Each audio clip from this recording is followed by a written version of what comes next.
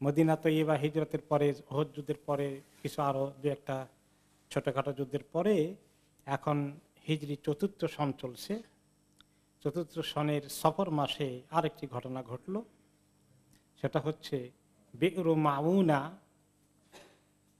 নামে একটি যুদ্ধ সংগঠিত হয়।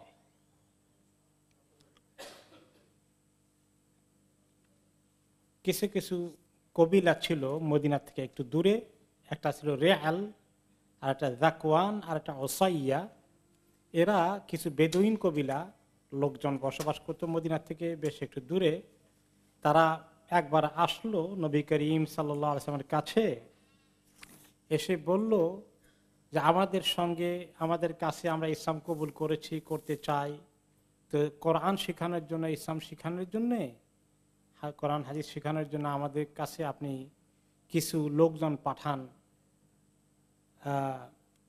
যারা আমাদেরকে পুরো কবিলার মধ্যে দাওয়াতি কাজ করবে, দিন শেখাবে। এই বিষয়ে তিনি চিন্তা করলেন যে দাওয়াতি কাজের জন্য তিনি দেবেন, চান কিভাবে গোটা আরবের মধ্যে দাওয়াতি কাজ ছড়িয়ে পড়ে। সেটার জন্য তিনি অবশ্যই পেরেশান আছেন। মদিনা শুধু ইসলাম সীমাবদ্ধ থাকলে তো হবে না, গোটা আরব উপদ্বীপে কিভাবে উনি যদ্দূর পারেন ওনার জীবদ্দশায় দিন ইসলামের তাবলীগ প্রচার প্রসার করে দিবেন, এটার জন্য তো তিনি চিন্তায় আসেনি। সেই হিসেবে যখন এই লোকগুলো আসলো, ওনার কাছে আপিল করলো, তিনি কনসিডার করলেন। আর একটু বিস্তারিত এসেছে আরেকটি হাদিসে যে বারা আমের ইবনে মালিক আসছিলেন ওই এলাকা থেকে। প্রথমে এসে নবী করিম সাল্লাল্লাহু আলাইহি ওয়াসাল্লামের কাছে সে আসলো যে সে একটা শক্তিশালী লিডার।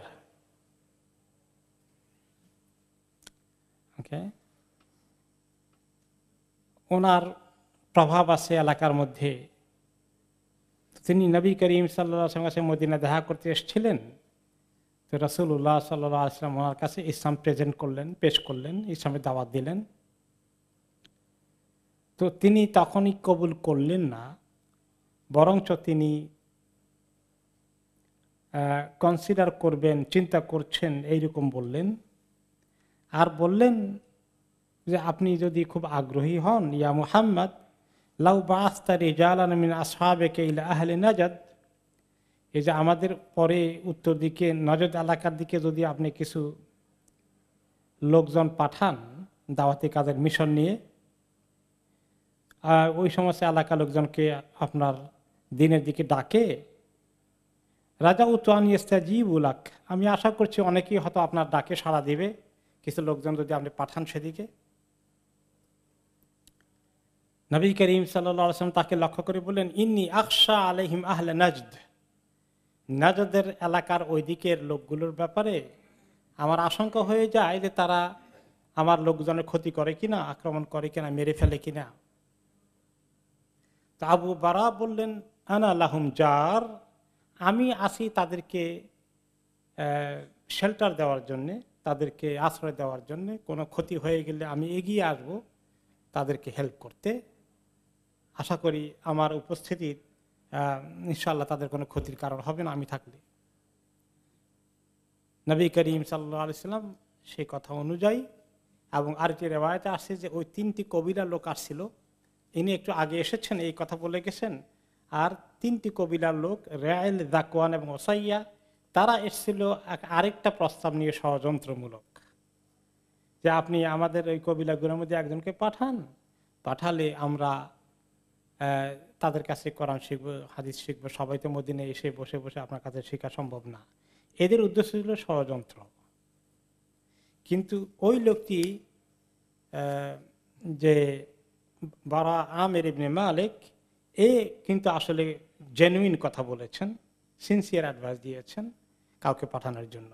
তো দুইটা সামনে রেখেই রাসূলুল্লাহ সাল্লাল্লাহু আলাইহি ওয়াসাল্লাম সাহাবীদেরকে পাঠালেন।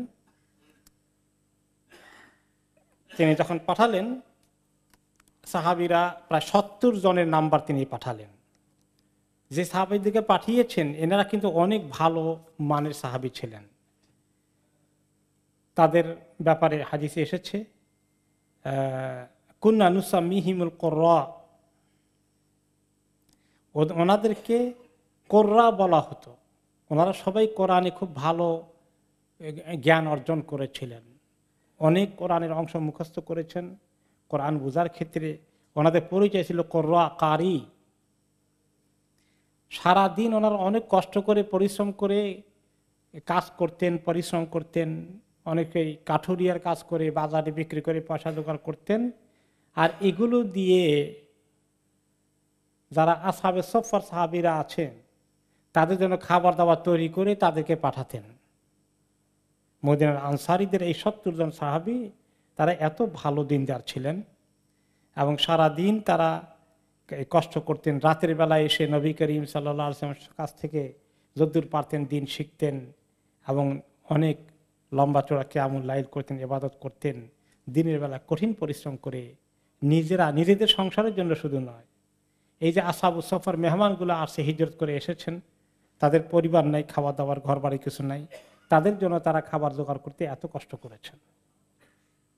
কত নিবেদিত প্রাণ হতে পারেন। এই সাহাবীগুলোকে তিনি পাঠালেন 70 জনকে ওই বেরে মাউনার দিকে। যখন ওনারা সেখানে পৌঁছে গেলেন, নাজদের দিকে যাওয়ার পথে বেরে মাউনা এলাকায় পৌঁছলেন। সেখানে ওনারা একটু অবকাশ করলেন, থামলেন কিছুটা বিশ্রাম নেওয়ার জন্যে। ওইটা ওনাদের জায়গা নয়, জাস্ট ব্রেক করলেন, জার্নি ব্রেক, বিরতি, যাত্রা বিরতি। আর সেখানে আরেকজন সাহাবী ছিলেন হারাম ইবনু মালহান ওনাদের সঙ্গে। ওনাকে নবী করিম সাল্লাল্লাহু আলাইহি সাল্লাম তাদের দলের ভিতরে একটা চিঠি দিলেন, দিয়ে ওই এলাকার গোত্রপতি যিনি আছে, কবিলার হেড, তার নাম ছিল আমির ইবনে তোফাইল, তার কাছে তিনি চিঠি দিয়ে পাঠালেন যে তুমি ইসলাম কবুল করো এবং তোমার লোকজনকে ইসলাম কবুল করার জন্য সুযোগ দাও। আমার লোকেরা ওই এলাকায় যাচ্ছে, তোমার এলাকায় যেন সুযোগ পায় কাজ করার জন্যে, তুমিও ইসলাম কবুল করো, ওই ইসলাম কবুল করার জন্য সুযোগ দাও। আমির ইবনে তোফাইল এই লোকটা একটা কবিলার লিডার। সে অনেক বড় ধরনের একটা অহংকারী ব্যক্তিত্ব এবং তার খুব অ্যাম্বিশাস, উচ্চাকাঙ্ক্ষী পদ পজিশনের ক্ষেত্রে। সে একসময় মদিনায় এসেছিল কিছুদিন আগে, এসে নবী করিম সাল্লাল্লাহু আলাইহি সাল্লামের কাছে যখন তিনি ইসলামের দাওয়া দিয়েছিলেন তখন সে বলছিল কি যে এক কাজ করো, তোমার তো মোটামুটি ভালোই ক্ষমতা জোগাড় হয়ে গেছে মদিনায়, আমাকে এটার পার্টনার বানাও, দুইজনে শেয়ার করি। তুমি এই সমতল ভূমি মদিনা কেন্দ্রিক, যেগুলা শহর কেন্দ্রিক, এই অংশের তোমার আধিপত্য থাকবে, অধিপতি হবা। আর পাহাড়ি এলাকায়, বেদুইনদের এলাকায় আমি হলাম সেখানকার অধিপতি। আমরা দুইজনে এইভাবে শেয়ার করি, ক্ষমতা ভাগাভাগি করি। আর আরেকটা কথা আছে, সেটা হচ্ছে তোমার মৃত্যুর পরে আমি যদি বেঁচে থাকি তাহলে আমি তোমার খলিফা হয়ে যাব, তখন পুরোটাই আমার। চলো আমরা এরকম একটা অ্যারেঞ্জমেন্টে চলে আসি। রাসূলুল্লাহ সাল্লাল্লাহু আলাইহি ওয়াসাল্লাম তো রাজি হলেন না। তারপরে সে থ্রেট দিয়ে আসলো যে এটা যদি রাজি না হয় তাহলে আমি কিন্তু যুদ্ধ করবো, দরকার হলে গাতফান ওই এলাকার আশেপাশে যত দুর্ধর্ষক জাতিগুলো, উপজাতিগুলো আছে সবগুলোকে জোগাড় করে আমি কিন্তু যুদ্ধ করতে পারবো। নবী করিম সাল্লাল্লাহু আলাইহি ওয়াসাল্লাম কথা বাড়ালেন না, চলে গেল। তো তার কাছে তিনি পাঠান নাই লোকজনকে, পাঠিয়েছেন আরো পরে কিছু এলাকায় যাওয়ার জন্য। কিন্তু পথিমধ্যে ওনারা যেখানে যাত্রা বিরতি করেছেন সেটা তার এরিয়ার কাছে আশেপাশে পড়ে গেছে সে, এবং সেজন্য তিনি নবী করিম সাল্লাল্লাহু আলাইহি ওয়াসাল্লাম চিঠি তাকে দিয়েছেন শুধুমাত্র যে তোমরা যদি সুযোগ পাওয়া দাও, আর আমার লোকজন এরপরে আর সামনের দিকে যাবে, ওই 3 কবিলা তারা যেতে বলেছে তাদের কাছে যাবে। তখন তাকে যখন এই চিঠি দেওয়া হলো, সে চিঠির দিকে তাকালো না, পড়া তো দূরের কথা। বরঞ্চ যেই সাহাবী তার হাতে চিঠি পাঠালেন, হারাম ইবনে মালহান রাদিয়াল্লাহু আনহু, সে ইশারা ইঙ্গিত করলো তার লোক একজনকে যে একে এখনই তোমরা অ্যাকশন নাও, এবং উনি পিছন দিক থেকে বর্ষার আঘাত করে জোরে ওনাকে সেখানে হত্যা করা হলো। যে ওনার পিঠে আঘাত পড়েছে, সাহাবী হারাম ইবনে মালহান রাদিয়াল্লাহু আনহু বললেন, আল্লাহু আকবার, ফুস্তু রাব্বিল কাবা। তিনি আঘাতটা পেয়ে কি বললেন? আল্লাহু আকবার। তারপরে ফুস্তু রাব্বিল কাবা, আমি কামিয়াব হয়ে গেলাম এই কাবার শরীফের রবের সাক্ষী, তার কসম করে বলছে আমি কামিয়াব হয়ে গেছি। কেন কামিয়াব হয়ে গেছেন? তিনি তো মরে গেলেন। তিনি শাহাদাতের মর্যাদা অর্জন করেছেন। তিনি জানেন যে তিনি শহীদ হয়ে গেলে তার জন্য কত বড় মর্তবা আল্লাহ তাআলার কাছে ইন্তজার করছে, এবং শহীদেরা মৃত্যুর সময় সেটা টের পান।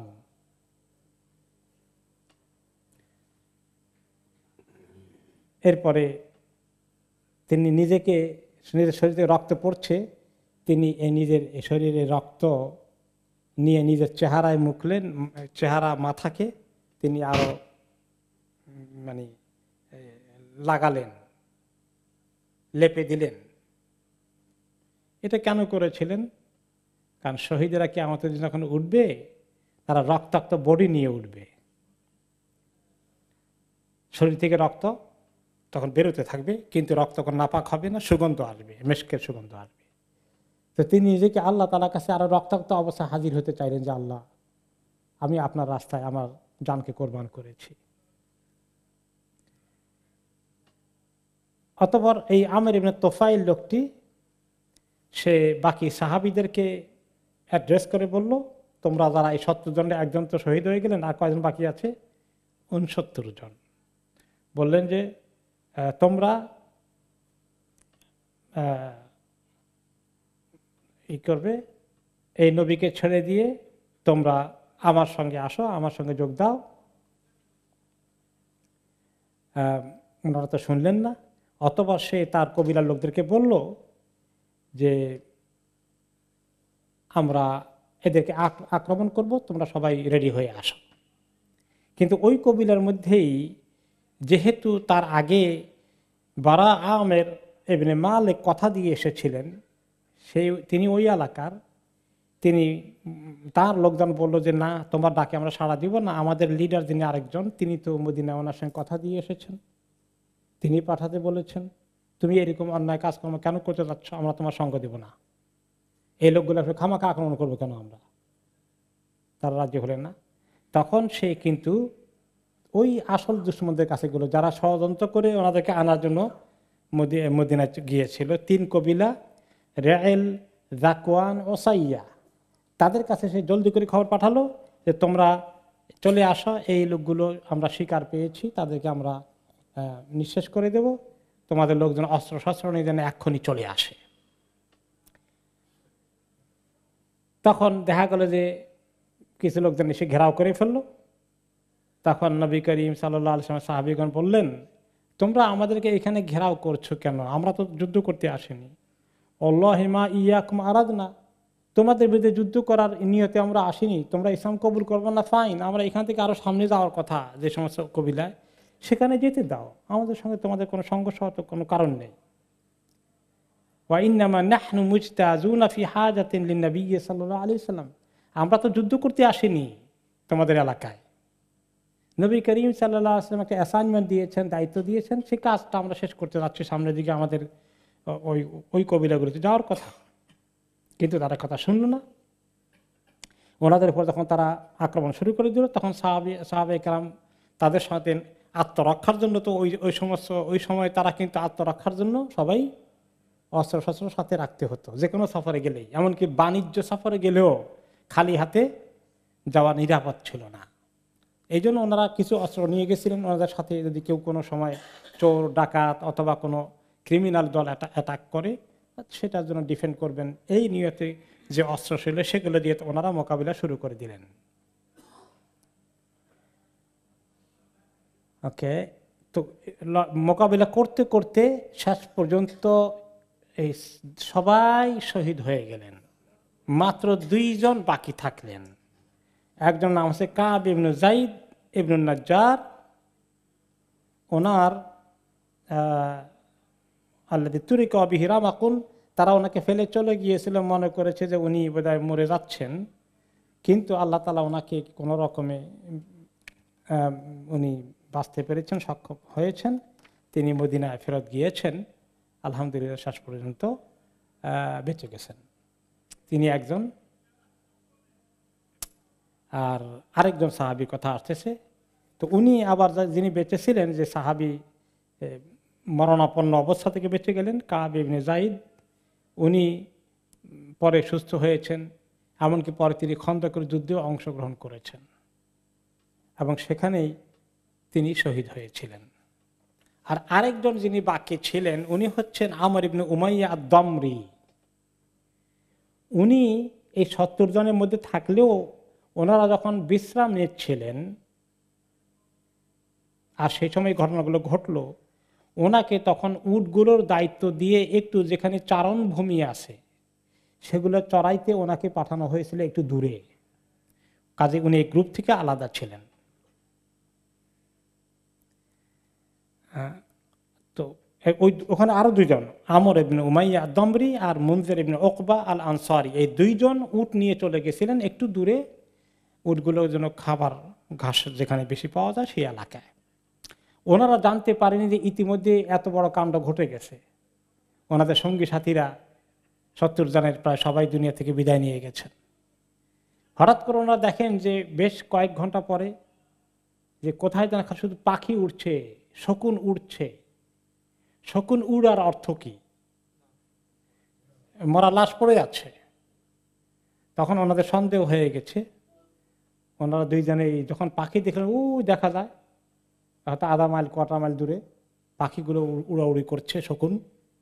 তখন তারা বললেন, আল্লাহি ইন্না লিহাদিহি তাইরি শাআনুন, এই পাখিগুলো কেন এভাবে উড়াউড়ি করছে ওখানে শকুনগুলো? কোন ব্যাপার তো ঘটে গেছে তাহলে। ফাআকবালা লিয়ানদুরা, ওনারা দৌড়ে আসলেন। তখন ইতিমধ্যেই ওই জালিমগুলো সবাইকে লাশ ফেলে তারা তাদের ঘরে চলে গেছে। ওনারা আসে দেখলেন যে সব সাহাবী পড়ে আছেন লাশ। এরপরে এখন তারা বললেন যে আমরা কি করি বলো। তারা দুইজন এখন আসলেন, দেখে এই অবস্থা দেখলেন। মুনজির ইবনে উকবা আমর ইবনে উমাইয়াকে বললেন, মা তারা, এখন কি করব আমরা বলো তো? ক্বালা আরা আন্নাল হাক্কা বিরাসূলিল্লাহি সাল্লাল্লাহু আলাইহি ওয়াসাল্লাম ফানুখবিরাহুল খবর। তো আমর ইবনে উমাইয়া বললেন যে আমার মনে হচ্ছে যে আমরা এখানে আর তাদের সঙ্গে কোনো কথাবার্তা না বলে তাড়াতাড়ি করে আমরা মদিনায় চলে যাই, নবী করিম সাল্লাল্লাহু আলাইহি ওয়াসাল্লামকে খবর দেই কি কাণ্ড ঘটলো। কিন্তু মুনজির ইবনে উকবা বললেন, লাকিন্নী কুনতু লিআরগাবা বিনাফসি আন মাওতিনিন কুতিলা ফীহিল মুনজির ইবনে আমর ওমা কুনতু লিতুখবিরানি আনহু রিজাল, যে আমি যেখানে আমার সঙ্গী সাথীরা সবাই শাহাদাত বরণ করেছেন সেখান থেকে আমি নিরাপত্তা সহকারে পৌঁছে যাব আল্লাহ নবীর কাছে, আমি এটা নিজের জন্য বরদাস্ত করতে পারছি না। আমি ওদেরকে ধাওয়া করব এবং আমি ধাওয়া করে যদ্দূর পারি আর শেষ পর্যন্ত যদি শহীদ হইতে হয় আমি শহীদ হয়ে যাব। তিনি তাই করলেন। ওকে, তিনি শহীদ হয়ে গেলেন। কিন্তু আমর ইবনে উমাইয়াকে তারা অ্যারেস্ট করে ফেললো।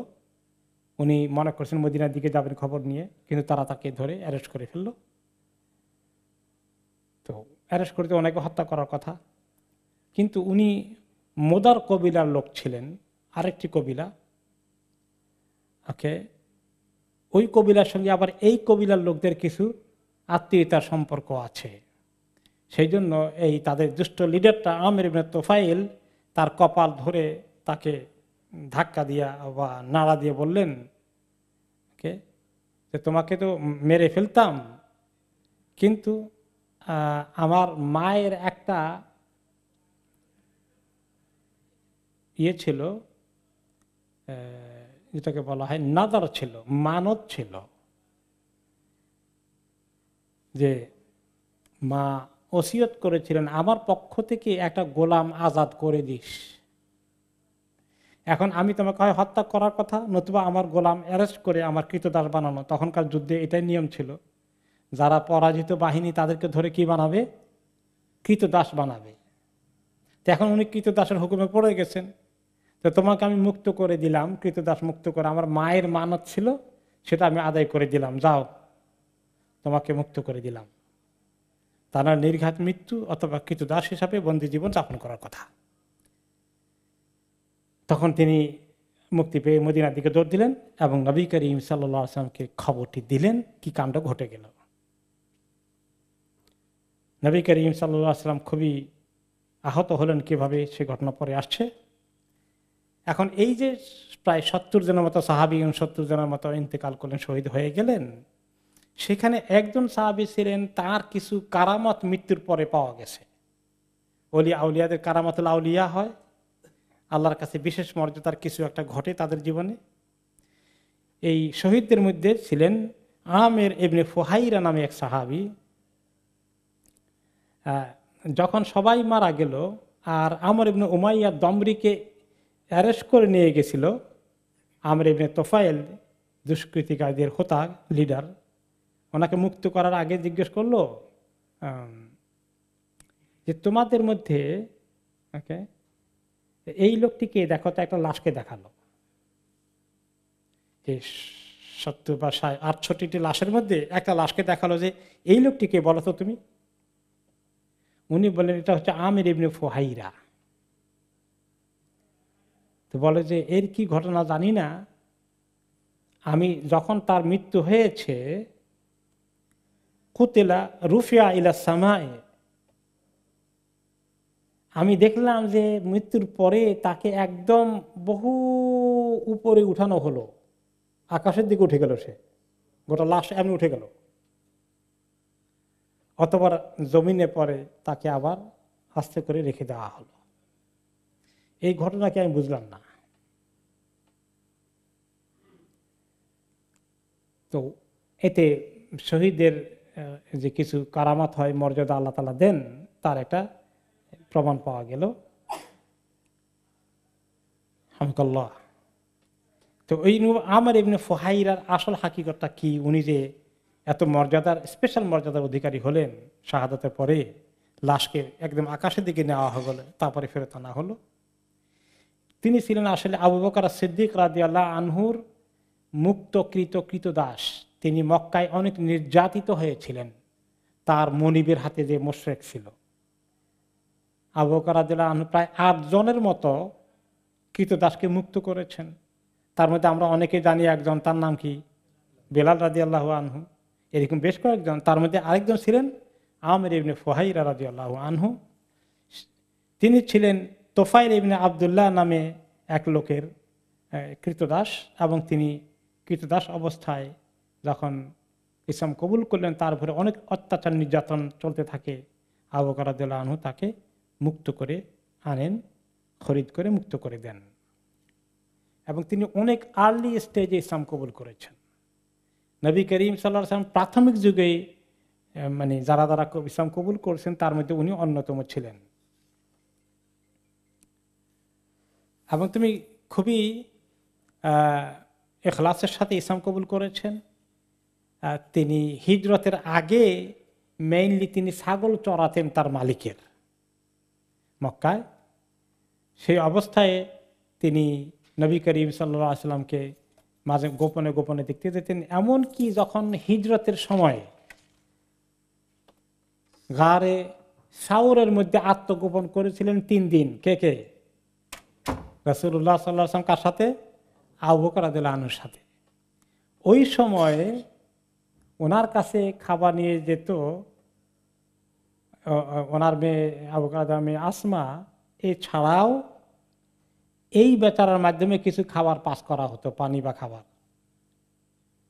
তিনি গোপনে যেতেন এবং ছাগলের পাল নিয়ে যেতেন, পাহাড়ের গুহার দিকে উঠাতেন, ওখানে আবার পাল সহকারে নামতেন। তার কারণ কি? পায়ের চিহ্ন যাতে ছাগলের পাড়া পরে মুছে যায়, তাহলে যারা খুঁজতে আসবে 3 দিন পলাতক অবস্থায় কোথায় তিনি হাইড করেছেন এটা আর পাওয়া যাবে না। তো তিনি এই এত বড় খেদমত করেছেন, আল্লাহ তাআলা ওনাকে এই শান দিয়েছেন। এমনকি পরবর্তী পর্যায়ে যখন হিজরত করার জন্য ওখান থেকে ওনারা নামেন 3 দিন পরে, ওই সময় সাথে করে ওনাকেও নিয়ে আসছেন। তাহলে বাকি হিজরতের পথে গারে সাওর থেকে মদিনায় পৌঁছা এই রাস্তায় আবু বকর রাদিয়াল্লাহু আনহুর সঙ্গে সঙ্গে তিনিও খাদেম হিসাবে ওনাদের সঙ্গে যোগ দিয়ে একসঙ্গে হিজরত করেছেন। মর্যাদার দিক থেকে অনেক ঊর্ধ্বে না তিনি, যে আবু বকর রাদিয়াল্লাহু আনহুর পরেই তিনি নবী করিম সাল্লাল্লাহু আলাইহি ওয়াসাল্লামের সঙ্গ পেয়েছেন হিজরতের সময়। এই জন্য ওনার শান আল্লাহর কাছে অনেক বড়। এই শহীদ সাহাবীকে আল্লাহ এই মর্যাদা দিয়েছিলেন।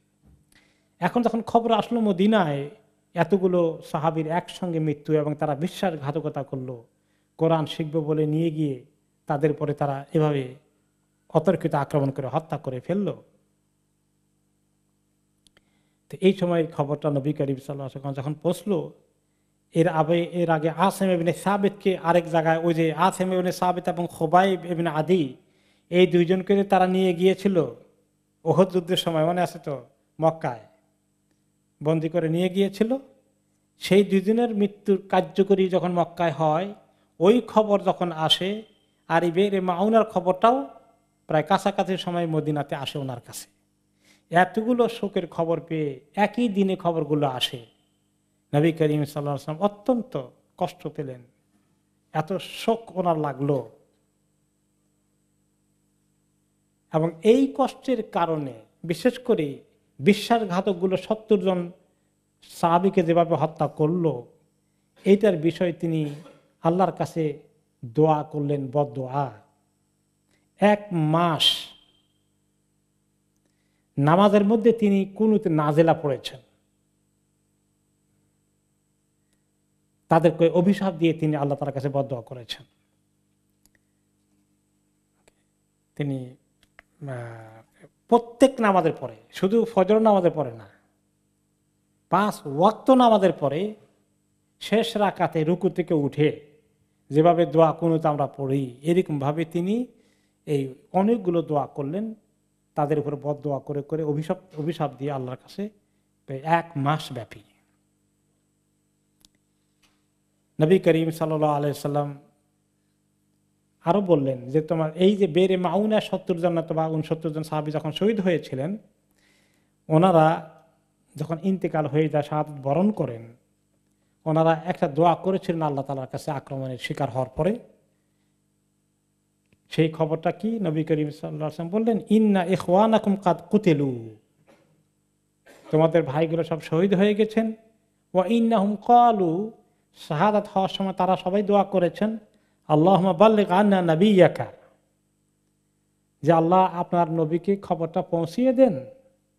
সাহাবীরা দোয়া করেছেন কার কাছে?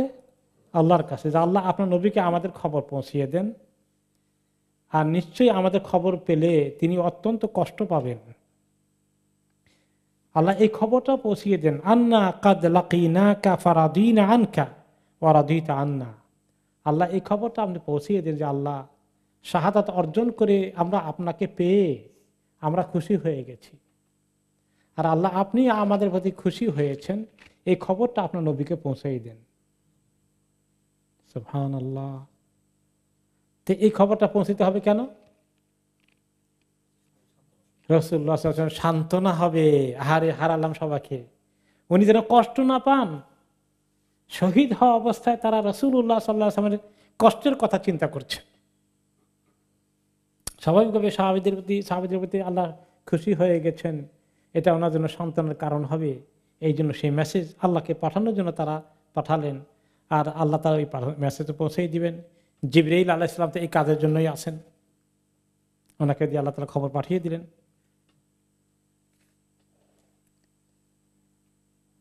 এরপরে এসেছে আনজালাল্লাহু ফি ইল্লাযিনা কুতিলু বিমাউনা কুরআনান ক্বারানাহু সুম্মা নুসিখা বা'দ বাল্লিগু কওমানা আন ক্বাদ লাকিনা রাব্বানা ফারাদিয়া আন্না ওয়া রাদিনা আনহু।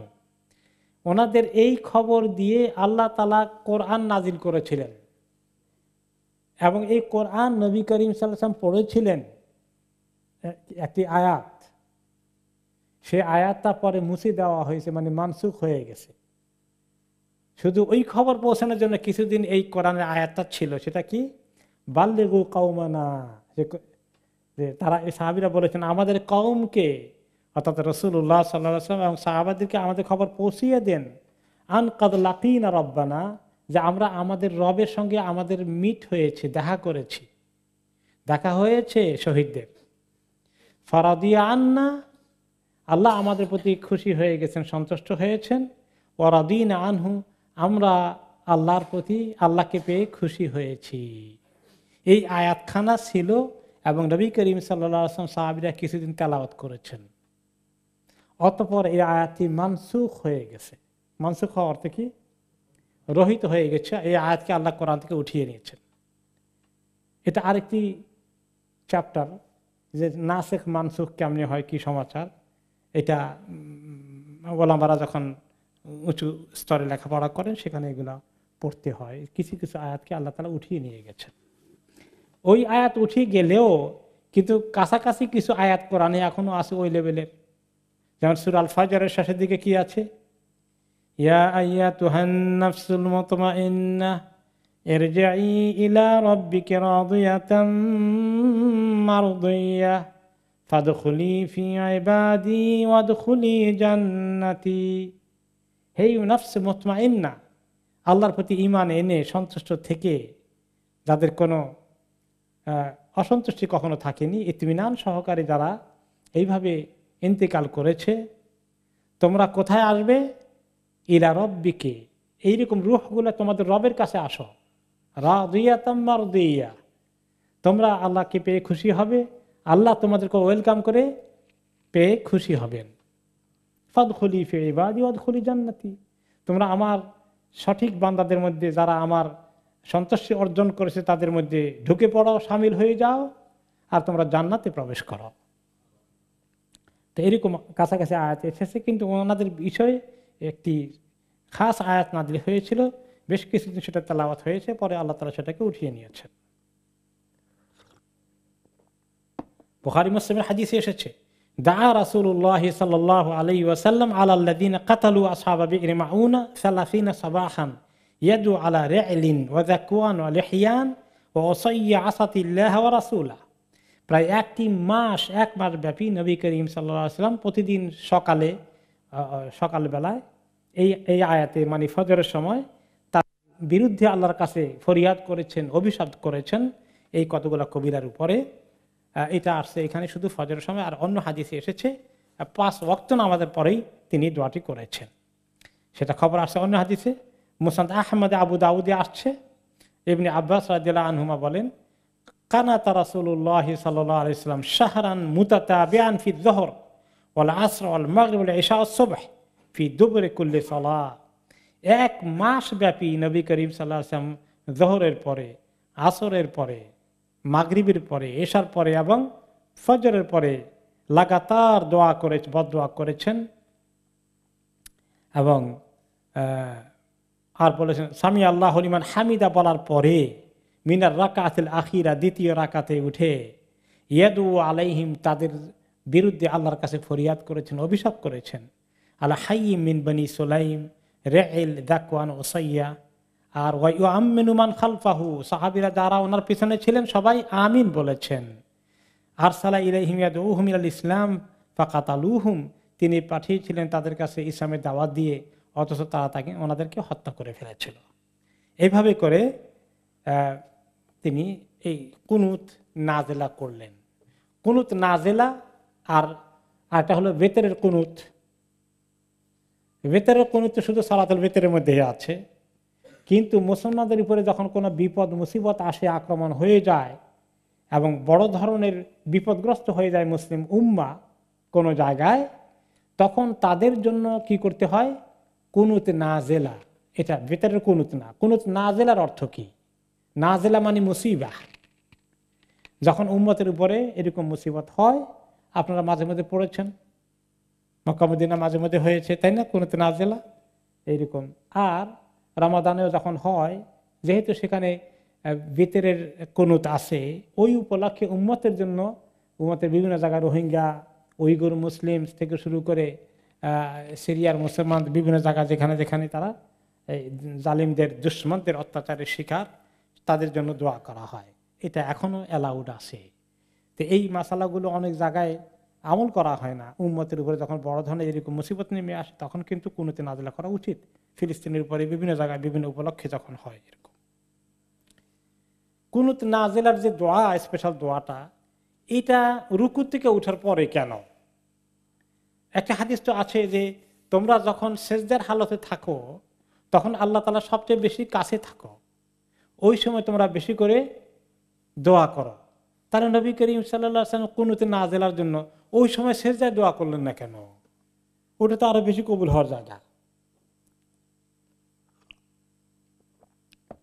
হাফেজ ইবনে হাজার আল আসকালানী রাহমাতুল্লাহ আলাইহি ফাতুল বারীতে এই প্রসঙ্গটা আলোচনা করে তিনি বলেছেন, উনি চিন্তা করে এই প্রশ্নটার উত্তর খুঁজে বের করেছেন।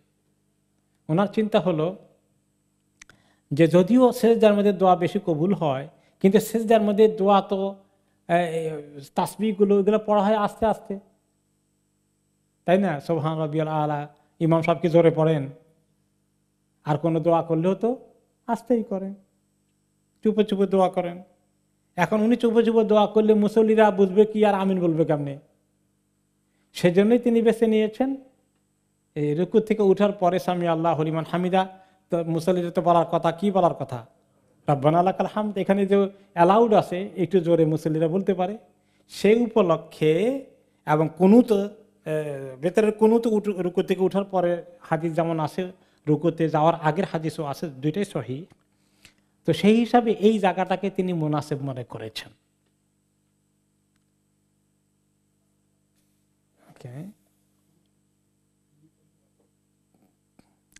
এরপরে থাকলো যে আমর ইবনে, কি বলছিলেন?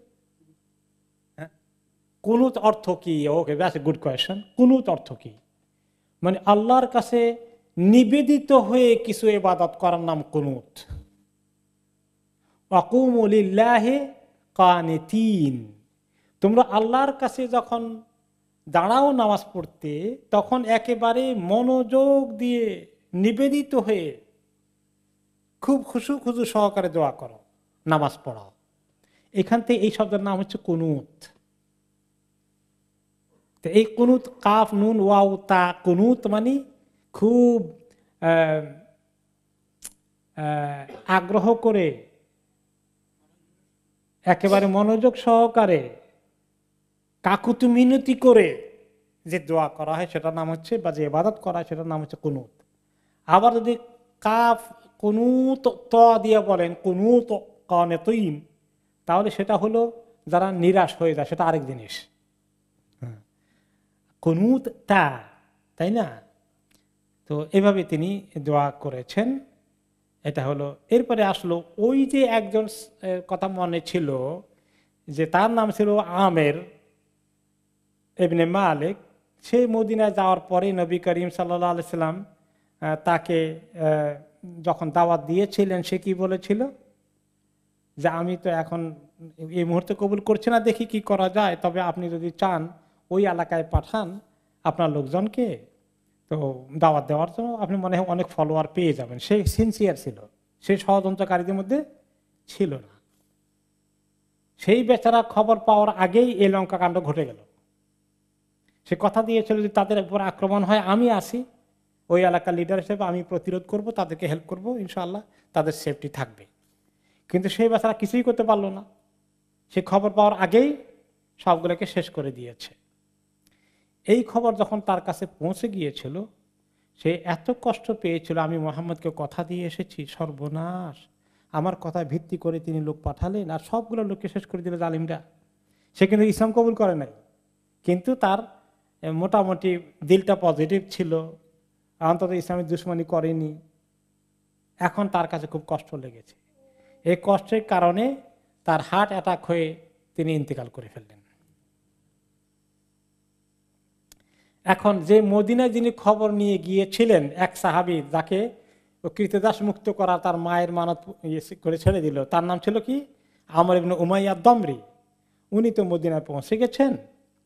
এখন মদিনায় আসার পথে রাস্তায় তিনি যেই কবিলার লোকেরা অ্যাটাক করে তার সঙ্গীদেরকে 69 জনকে মেরে ফেলেছিল, ওদের দুইজনকে দেখলেন যে তারা এক জায়গায় যাত্রা বিরতি করছে।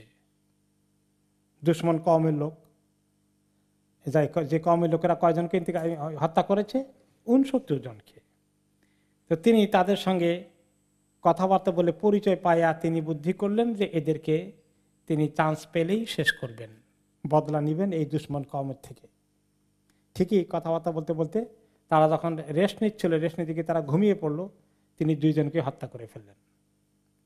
কিন্তু তিনি জানতেন না এই দুইজন নবী করিম, তারা আগেই এই ঘটনা ঘটার আগেই মদিনায় এসেছিল ব্যবসা বাণিজ্য উপলক্ষে, এবং তারা নবী করিম সাল্লাল্লাহু আলাইহি ওয়াসাল্লাম থেকে তাদের কাছে পারমিশন ছিল, লেটার ছিল যে তাদেরকে নিরাপত্তা দেওয়া হবে। এ খবর উনি চেক করেন নাই, চেক না করেই দিচ্ছেন দুইজনকে কতল করে।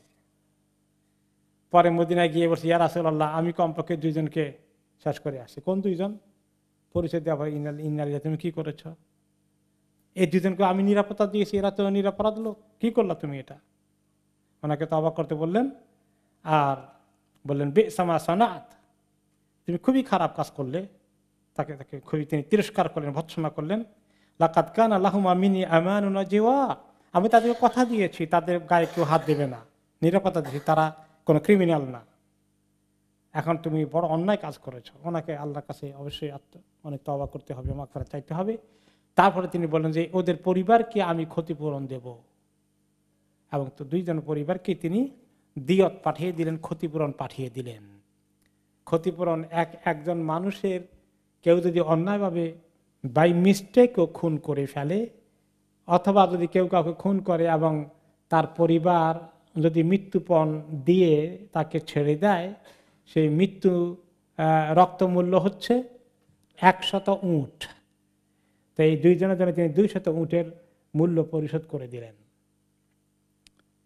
এরপরে মদিনায় এই 4র্থ হিজরি সনের, এটা ছিল সফর মাস, তাই না? সফর মাসের পরে কোন মাস? রবিউল আউয়াল মাস। এই রবিউল আউয়াল মাসে এই 4র্থ সনে আরেকটি বড় ঘটনা ঘটে গেল। সেটা হলো বনি নাদির, ইহুদিদের একটি গোত্র মদিনায় বসবাস করত।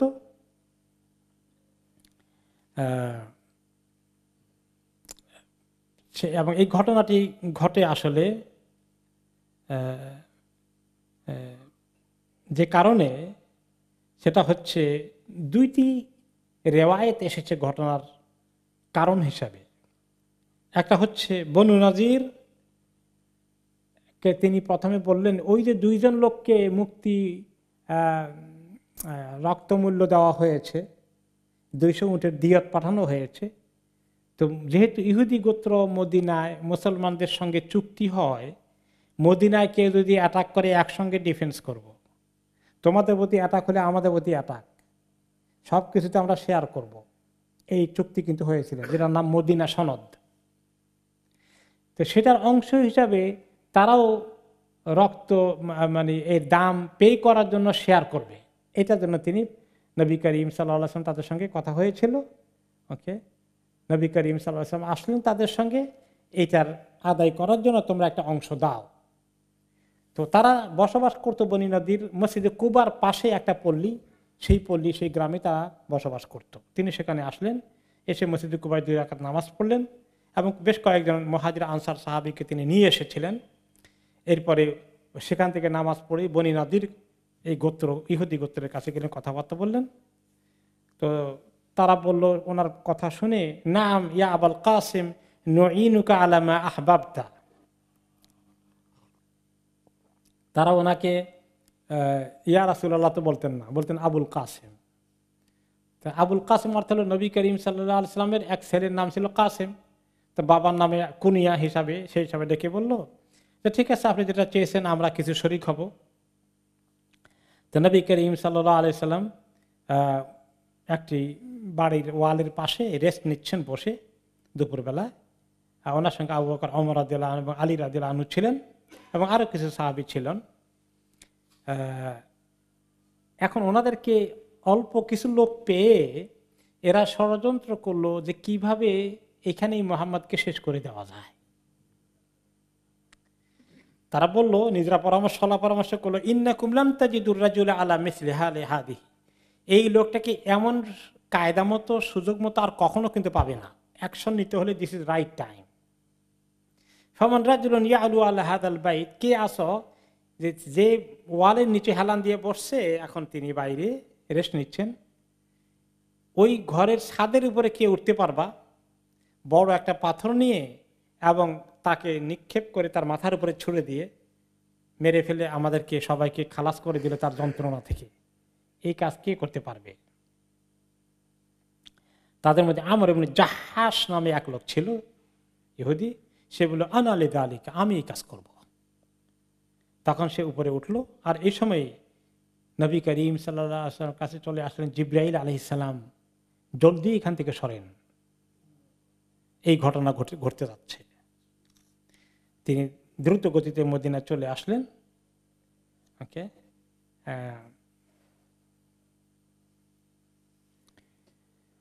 তখন যখন নবী করিম সাল্লাল্লাহু আলাইহি ওয়াসাল্লাম ওখানে পাওয়া গেল না, তখন তারা করে গেলেন কই ওদিকে, ওনাকে দেখা যায় না কেন, এখন আর কই গেলেন?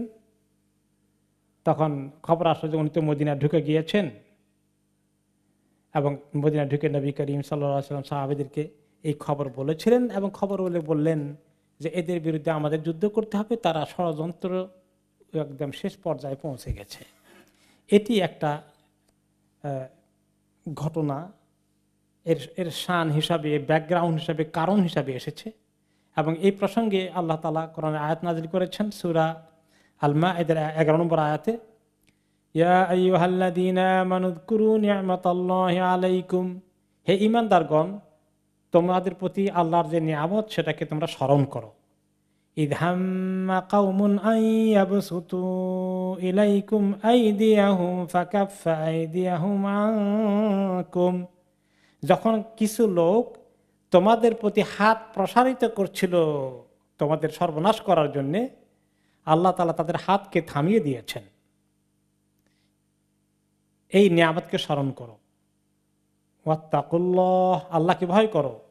ওয়ালাল্লাহি ফালিয়াতাওয়াক্কালিল মুমিনুন, আর আল্লাহর উপরেই প্রকৃত মুমিনগণ যেন ভরসা করে। তার এই একটা ঘটনা, এরপরেই তিনি যুদ্ধ করার সিদ্ধান্ত নিলেন বনী নাদির গোত্রের বিরুদ্ধে। কিন্তু আরেকটি ঘটনা এসেছে, হয়তো দুইটা মধ্যেই দুইবার ঘটেছে, হয়তোবা হতে পারে পাশাপাশি পরস্পর। সেটা হচ্ছে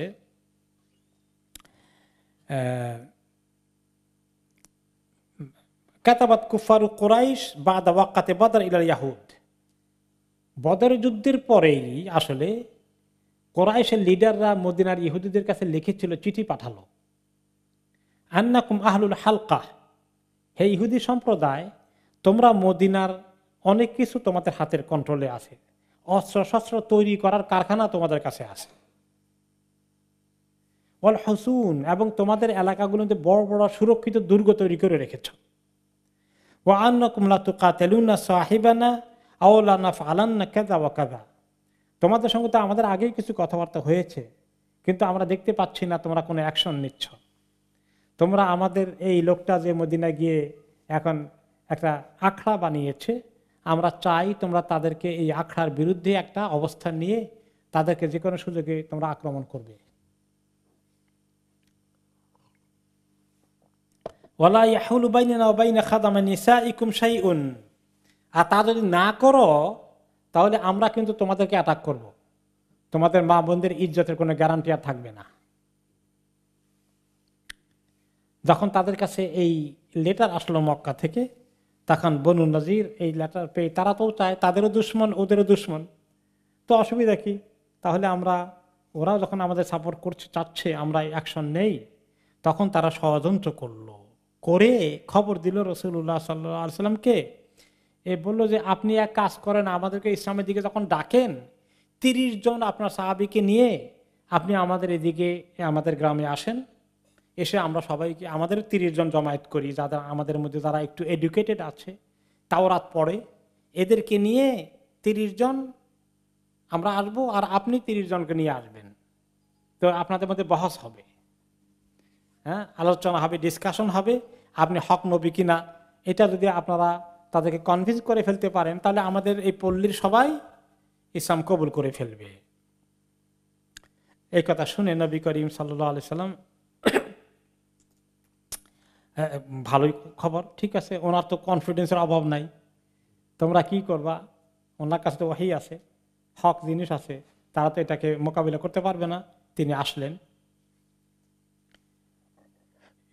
এসে যখন বসলেন, তারা দেখলো যে উনি দল বলে 30 জন নিয়ে আসছেন। তারা এখন চিন্তা করলো 30 জন নিয়ে আসছে, এই 30 জনের সঙ্গে যদি আমরা এখন কিছু করতে যাই, এই 30 জন তো জীবনের কোনো তাদের মায়া নাই, তারা মৌতকে, শহীদ হওয়াকে এত পছন্দ করে, আমরা বেঁচে থাকাকে যেমন পছন্দ করি।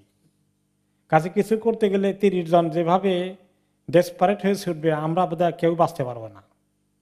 এটা বাদ দিয়ে তো আরেকটা ফন্দি করলো এখন, আমাদের স্ট্র্যাটেজি ঠিক হয় নাই, এটা এখন চেঞ্জ করি। কি চেঞ্জ করবা? বলে যে মোহাম্মদ 60 জনে তর্ক বিতর্ক করে কি একটা ফয়সালা যাবে, এটা হয় না, বরঞ্চ আপনার সাথী 3 জন আর আমাদেরও 3 জন, আপনারাও 3 জন আমরাও 3 জন, এই 6 জনের কথাবার্তা বলে মোটামুটি একটা আলোচনা ডিসকাশন হইতে পারে।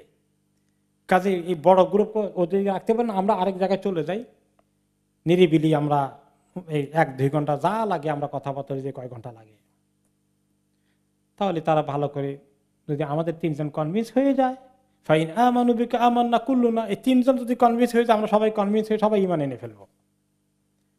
নবী করিম সাল্লাল্লাহু আলাইহি ওয়াসাল্লাম 3 জনকে নিয়ে গেলেন, ফাইন, উনি তো দাওয়াতি কাজের জন্যই, এটা যদি তাদেরকে রাজি করে অসুবিধা কি, তিনি গেলেন। তারা 3 জনে তাদের গায়ের উপরে শাল, মানে চাদরের মতো ছিল, এগুলার পেছনে লুকাই রাখলো তারা সোরা, অস্ত্র। এই খবর যখন পাওয়া গেল, তখন ওইখানে তাদের এই সহজ খবর জেনে ফেলেছে একজন মহিলা, যে বনু নাদির গোত্রে বসবাস করে, কিন্তু তিনি অরিজিনালি কোনো কারণে আনসারীদের বংশের লোক ছিলেন, ইসলামের আগে মদিনার আসল বংশের লোকজন ছিল। তো তিনি খবর দিয়ে ফেললেন যে এরা কিন্তু ষড়যন্ত্রের জন্য ব্যবস্থা করছে। তখন যে এইভাবে আপনাকে হত্যা করার জন্য 3 জন সহকারী আলাদা জায়গায় ডেকে নিয়ে যাচ্ছে। এই খবর পেয়ে নবী করিম সাল্লাল্লাহু আলাইহি ওয়াসাল্লাম তিনি গোপনে মহিলা একটা চিরকুট পাঠিয়ে দিয়েছিলেন।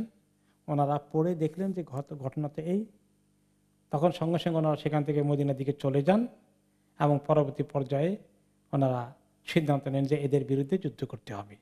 আর উপরে ওই যে পাথর নিয়ে উঠছিল, সেই ঘটনাও যেমন এসেছে, এই ঘটনাও ঘটতে পারে, দুইটারই সম্ভাবনা আছে, দুইটাই সহিহ রিওয়ায়াতে আসছে। কোনটা আগে কোনটা পরে আল্লাহ তাআলা ভালো জানেন। এই 2 ঘটনা সামনে রেখে রাসূলুল্লাহ সাল্লাল্লাহু আলাইহি ওয়াসাল্লাম সিদ্ধান্ত নিলেন যে তাদের বিরুদ্ধে যুদ্ধ করতে হবে। এরা প্রকাশ্য দুশমন, তারা বিশ্বাসঘাতকতা করেছে। যখন একটা চুক্তি হয়, চুক্তি কোন রাষ্ট্রীয়ভাবে এক পক্ষ যখন চুক্তি ভঙ্গ করে, বিশ্বাসঘাতকতা করে, তখন তাদের বিরুদ্ধে যুদ্ধ করাটা বৈধ হয়ে যায়, এটাই রাইট। তারা দুশ্মনী প্রকাশ করেছে। তারা যদি বলতো যে আমরা এই চুক্তিপত্রে একমত নাই, আমরা আপনাদের সঙ্গে একমত না, আলাপ আলোচনা করে বের হয়ে গেলে তখন একটা জিনিস, কিন্তু ঠিকই আছে উপরে, কিন্তু ভিতরে দিয়ে দুশ্মনীর চূড়ান্ত পর্যায়ে, তখন তাদের প্রতি যুদ্ধ করা এটা একটা নৈতিক দায়িত্ব হয়ে পড়ে। তিনি সেইভাবেই চিন্তা করলেন। ওকে, নবী করিম সাল্লাল্লাহু আলাইহি ওয়াসাল্লাম তাদের কাছে খবর পাঠালেন মুহাম্মদ ইবনে মাসলামা রাদিয়াল্লাহু আনহুকে দিয়ে, যুদ্ধের আগে, আনিখরুজু মিনাল মদিনা, হে ইহুদি সম্প্রদায় বনু নাদির গোত্রের, তোমরা যে বিশ্বাসঘাতকতা করেছো, মদিনায় থাকা তোমাদের আর কোনো রাইট নেই, তোমরা আমাদের এই দেশে আর থাকতে পারো না, বিশ্বাসঘাতকতা করেছো, তোমরা এখান থেকে কোনো দিকে চলে যাও, যে ষড়যন্ত্র করেছো তোমরা জানো। এরপরে কেউ যদি তোমরা এখানে অবস্থান করো, তাহলে কিন্তু আমরা তোমাদেরকে কোনো নিরাপত্তার গ্যারান্টি দিতে পারবো না। এই খবর যখন পাঠানো হয়ে গেল, ওকে, তখন তারা চিঠি পেয়ে তারা চিন্তা করলো কি তারা তাহলে চলে যাবে, তাহলে তারা এখানে থাকবে না, এরকম মোটামুটি তারা উট্টুর জোগাড় করে ফেললো যে না ঠিক আছে আমরা এখান থেকে নিরাপত্তার সাথে চলে যাই, তার সঙ্গে আমাদের বনবে না মিলবে না, আর এখন তো আমরা বিশ্বাসঘাতকতা করেছি, এখন তো আমরা আরো চিহ্নিত হয়ে গেলাম, তার চেয়ে তারা চলে যাবে। তারা চলে যাওয়ার উদ্যোগ নিয়েছে, উট্টুর জোগাড় করেছে। এই সময়ে মদিনার যে বড় মুনাফিক ছিল তার নাম মনে আছে, আব্দুল্লাহ ইবনে উবাই ইবনে সালুল। সে যখন দেখলো যে এরা চলে যাবে তাহলে তো মদিনায় নবী করিম সাল্লাল্লাহু আলাইহি ওয়াসাল্লামের দুশমন কিছু কমে যাচ্ছে, সে তখন তাদের কাছে চিঠি পাঠালো, লা তাখরুজু মিন দিয়ারিকুম, খবরদার তোমরা তোমাদের ঘর বাড়ি ছেড়ে যাবা না, থাকো এখানে, ইন্নামা আকুম, আমরা তোমাদের সঙ্গে আছি, আমরা তো মদিনার অরিজিনাল লোক।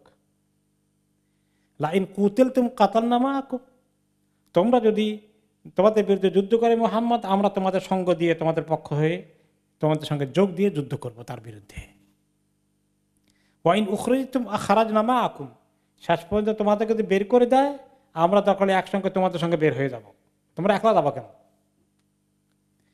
ফাকাউয়াত ইনদা যালিকা নুফুসু বনি নদীর, এই খবর পেয়ে বনু নদীর গোত্রের লোকদের, ইহুদিদের অনেক হিম্মত বেড়ে গেল। তখন তারা সিদ্ধান্ত পাল্টিয়ে ফেললো। হুয়াই ইবনে আখতাব নবী করিম সাল্লাল্লাহু আলাইহি ওয়াসাল্লামের কাছে, যে তাদের লিডার ছিল, খবর পাঠিয়ে দিল একজনকে দিয়ে যে নাও ইন্না লা নাখরুজু মিন দিয়ারিনা, আমরা আমাদের ঘর বাড়ি এলাকা ছাড়বো না। ওয়ালা ইন কাতালতানা কাতালনাক, তোমরা যদি আমাদের বিরুদ্ধে যুদ্ধ করো আমরা যুদ্ধের জন্য রেডি আছি। ওয়া নাবাদুহু বিনাকদিল উহুদ, এবং তারা যুদ্ধ চুক্তি ভঙ্গের ঘোষণা দিয়ে ফেলল। ওকে, সেই প্রসঙ্গে আল্লাহ তাআলা কোরআনে আয়াত নাযিল করেছিলেন সূরা আল হাশরের 11 থেকে 13 নম্বর আয়াতে, আলাম তারা ইলাল্লাযীনা নাফাকু ইয়াকুলুনা লিইখওয়ানিহিম আল্লাযীনা কাফারু মিন আহলিল কিতাবি লা ইন উখরিজতুম লানাখরুজান্না মাআকুম ওয়া লা নুতিউ ফীকুম আহাদান আবাদা ওয়া ইন কুতিলতুম লানানসুরান্নাকুম ওয়াল্লাহু ইয়াশহাদু ইন্নাহুম লাকাযিবুন। হে নবী, আপনি কি দেখেছেন যারা মুনাফিক হয়েছে, মুনাফিকি করেছে, তারা তাদের ভাইদেরকে বলছে, ওই ইহুদি বনী নদীর গোত্রের লোকদেরকে, যে যারা কুফরি করেছে আহলে কিতাবের, তোমাদেরকে যদি বের করে দেওয়া হয় আমরাও তোমাদের সঙ্গে বের হয়ে যাব, তোমরা একলা যাবা কেন? আর তোমাদের বিষয়ে আমরা কারো কোনো কথা শুনবো না, তোমাদের বিরুদ্ধে যুদ্ধ করা হয়ে গেলে আমরা তোমাদেরকে সাহায্য করব। আল্লাহ তাআলা বলেন আল্লাহু ইয়াশহাদু ইন্নাহুম লাকাযিবুন, আল্লাহ ভালো করে সাক্ষী দেন এই মুনাফিকরা মিথ্যা কথা বলছে, কারণ তারা ওদেরকে ওই সময় সাহায্য করতে আসবে না। লা ইন উখরিজু লা ইয়াখরুজুনা মাহুম, এদেরকে বের করে দেওয়া হলে তারা কখনো এদের সঙ্গে বের হবে না। ওয়ালা ইন কুতিলু লা ইয়ানসুরুনাহুম, আর তাদের বিরুদ্ধে যুদ্ধ করা হলে এরা ওদেরকে সাহায্য করতেও যাবে না। ওয়ালা ইন নাসারুহুম লা ইউআল্লুনাল আদবারা সুম্মা লা ইউনসারুন, আর যদি সাহায্য করতে যায়ও কিছুক্ষণ পরেই অবস্থা বেগতিক দেখলে রণে ভঙ্গ দেবে, পালিয়ে যাবে, রাহমাকাল্লাহ, এদেরকে সাহায্য করা হবে না। লা আনতুম আশাদ্দু রাহবাতান ফি সুদুরিহিম মিনাল্লাহ যালিকা বিআন্নাহুম কওমুন লা ইয়াফকাহুন, তোমাদের ব্যাপারে হে মুমিনগণ, তোমাদের বিষয়ে তারা এত ভয় করে তোমাদেরকে, তাদের দিলে এত ভয় তোমাদের ব্যাপারে, আল্লাহর থেকে বেশি ভয় করে তোমাদেরকে। আর যাদের আল্লাহর প্রতি ঈমান নাই তারা আল্লাহকে ভয় করবে কেন? আল্লাহর মাখলুককে ভয় করে, আল্লাহকে ভয় করে না। কারণ এরা হচ্ছে ওই লোকগুলো যাদের বুঝ নেই, বুঝলো না আসল জিনিস। এরপরে নবী করিম সাল্লাল্লাহু আলাইহি ওয়াসাল্লাম বুঝতে পারলেন, তিনি তখনই তাদেরকে ঘেরাও করতে চলে গেলেন তাদের এলাকায়। মদিনাতি আব্দুল্লাহ ইবনে উম্মে মাকতুম রাদিয়াল্লাহু আনহু, অন্ধ সাহাবী, যিনি মুয়াজ্জিন ছিলেন, বেলাল রাদিয়াল্লাহু আনহুর কলিগ, ওনাকে মদিনার দায়িত্ব অর্পণ করে ওনার নায়েব বানিয়ে তিনি চলে গেলেন, সাহাবীদেরকে নিয়ে তাদেরকে ঘেরাও করে ফেললেন। এবং সেই অতঃপর নবী করিম সাল্লাল্লাহু আলাইহি সাল্লাম তাদের এরিয়া গিয়া তারা দুর্গে আশ্রয় নিল। তিনি তাদের খেজুর বাগান টাগান এগুলাকে তছনছ করে দিলেন, কিছু খেজুর গাছ কেটেও ফেললেন। খেজুর গাছ কাটা এটা এমনি উদ্দেশ্য ছিল এগুলো দেখিয়ে তাদেরকে ভয় দেখানো আর তাদের মনের মধ্যে দুর্বলতা সৃষ্টি করা। এই কারণে তিনি খেজুর গাছ কাটলেন এবং কোন কোন জায়গায় আগুন লাগাই দিলেন কিছু কিছু এরিয়ার মধ্যে। বাড়ি ঘরে না, এমনি বাগানের আশেপাশে যে খেজুর গাছের শুকনো পাতা রাতা আছে এগুলোর মধ্যে আগুন লাগাই দিলেন। তো একটু তাদের ভয় সৃষ্টি হবে মনের ভিতরে। দুশ্মনের বিরুদ্ধে ভয় সৃষ্টি করতে পারলে তো যুদ্ধে বিজয়টা সহজ হয়ে যায়। এই জন্য খেজুর গাছ কিছু কাটলেন, তাদের কষ্টও হবে, ভয় পাবে, মন তাদের নরম হয়ে যাবে। তো সেই প্রসঙ্গে আল্লাহ তাআলা বলেন, মা কাতাতুম মিন লিনাতিন আও তারাকতুমুহা কাইমাতান আলা উসুলিহা ফাবিইযনিল্লাহি ওয়া লিইখজিয়াল ফাসিকিন। যে তোমরা যদি কোনো কিছু কেটে ফেলা, গাছ টাছ ইত্যাদি, অথবা কোনোটাকে রেখে দিয়েছ ঠিকমতো দাঁড়িয়ে আছে তার কাণ্ডের উপরে, সবই আল্লাহর হুকুমে হয়েছে। এগুলো সব আল্লাহ তোমাদেরকে এগুলো দিয়ে করিয়েছেন যাতে করে ফাসেক লোকগুলো অপমানিত বোধ করে তাদের জন্য আরো কষ্টের কারণ হয়ে যায়। তো তাদের এক্সাম্পল আল্লাহ তাআলা দিয়েছেন যে তাদের এই দুর্দিনে আব্দুল্লাহ ইবনে উবাই মুনাফিকের গোষ্ঠী কি এসেছিল? আসে নাই। তো তাদের এক্সাম্পলও আল্লাহ তাআলা কোরআনে তুলে ধরেছেন যে এর এক্সাম্পল হচ্ছে শয়তানের মতো, মুনাফিকদের এক্সাম্পল। শয়তানে বদরের যুদ্ধে কি বলেছিল কাফেরদেরকে, মনে আছে তো? কামাসালি শাইতানি ইয ক্বালা লিল ইনসানি কফুর। শয়তান ইনসানকে বলে, এই তুমি কুফরি করো, গুনাহ খাতা কুফরি শিরক সব করো, খুব উৎসাহ দেয়। ফালাম্মা কাফারা ক্বালা ইন্নী বারীউম মিনকা ইন্নী আখাফুল্লাহ রাব্বাল আলামিন।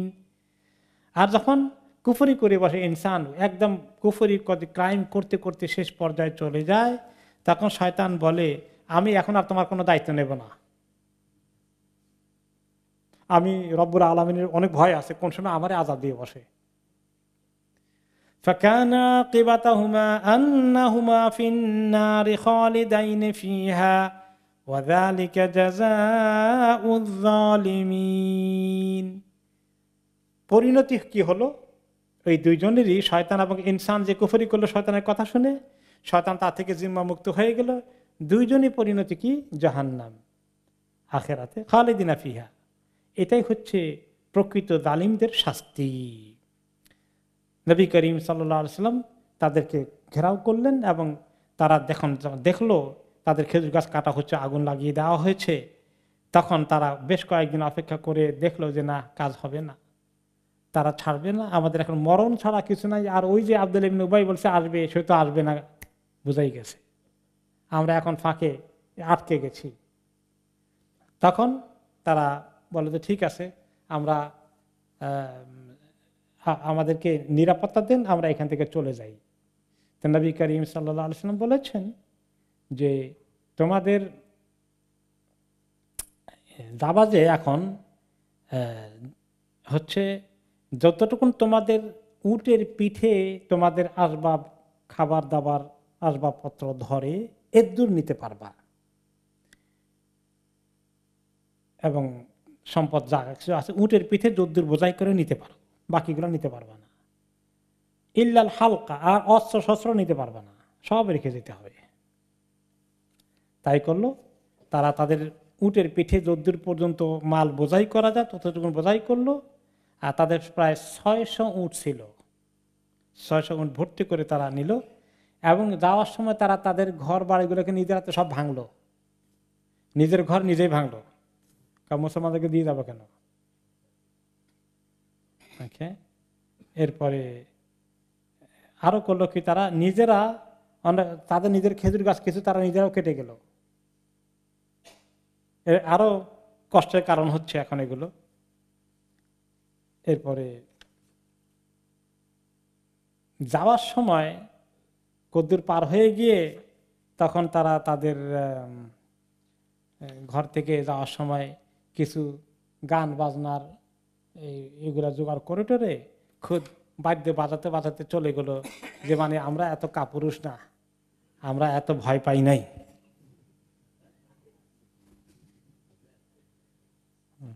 এভাবে করতে করতে গেল। ফাসার আকসার হুম আশরাফ হুম কাসাল্লাম ইবনে উবাইল হাকিক কেনানা ইবনে রবি,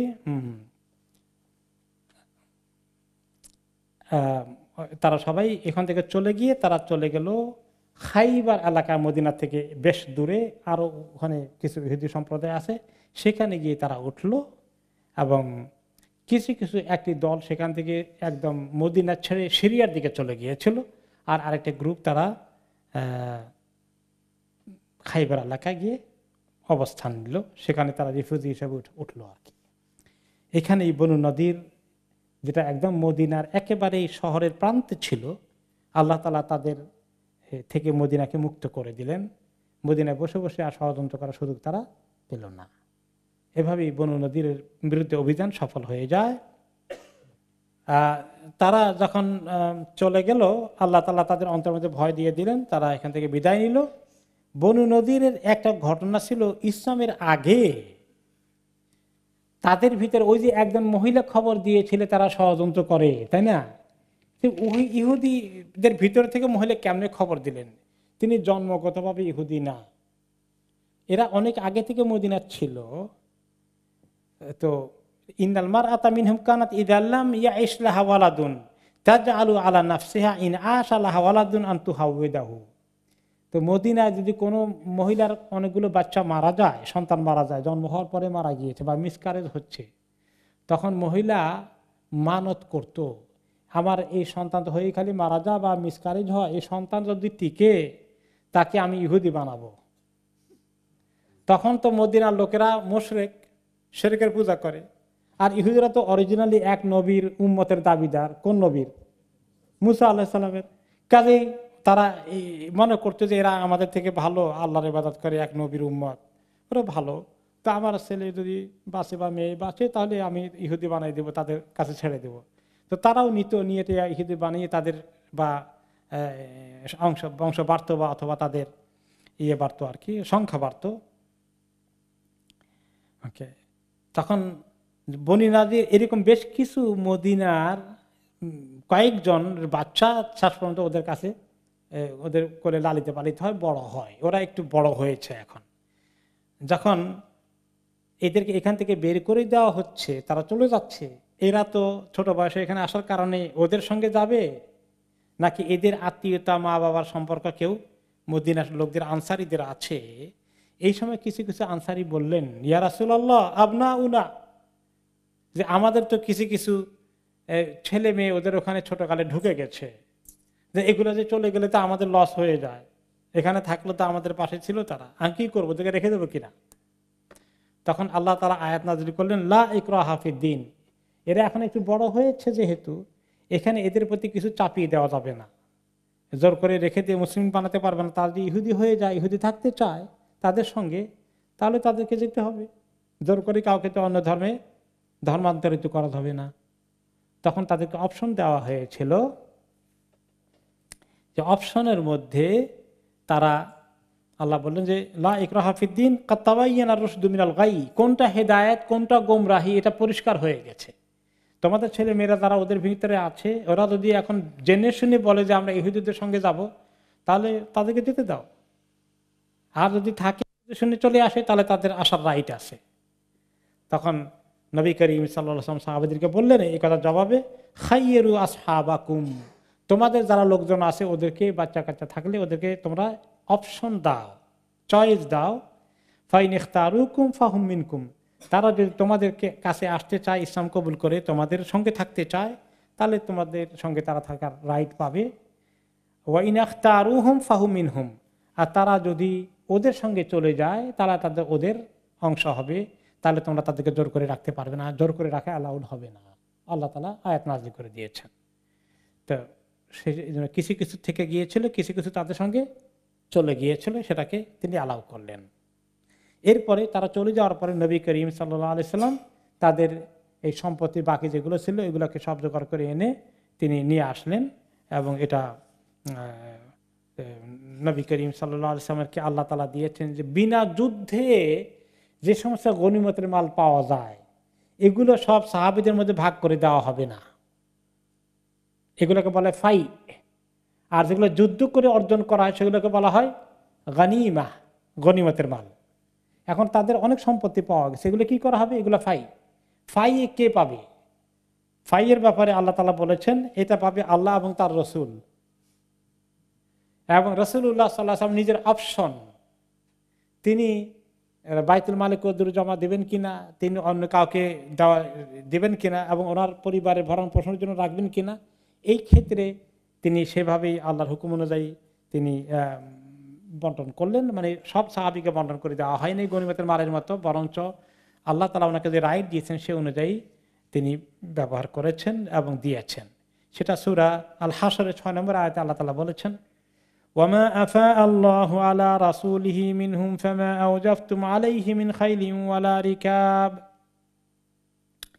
যে তোমাদের আল্লাহ যেটা তার রাসূলকে ফাই দিয়েছেন, বিনা যুদ্ধে যে সমস্ত সম্পদ পাওয়ার সুযোগ দিয়েছেন, যেখানে তোমাদের কোনো ঘোড়া দাবড়াতে হয়নি, উঠে তোমাদের উঠে করে যেতে হয়নি, যুদ্ধ করতে হয়নি, সেটা রাসূলুল্লাহ সাল্লাল্লাহু আলাইহি ওয়াসাল্লামের কাস্টডিতে থাকবে। এটা ওনার খুশি মতো উনি ব্যবহার করবেন এবং যাকে যুদ্ধ দেওয়ার দেবেন। এখানে তোমাদের যে গনিমতের মালের অংশ আছে সেটা পাওয়া যাবে না, সেভাবেই তিনি এটাকে ব্যবহার করেছেন।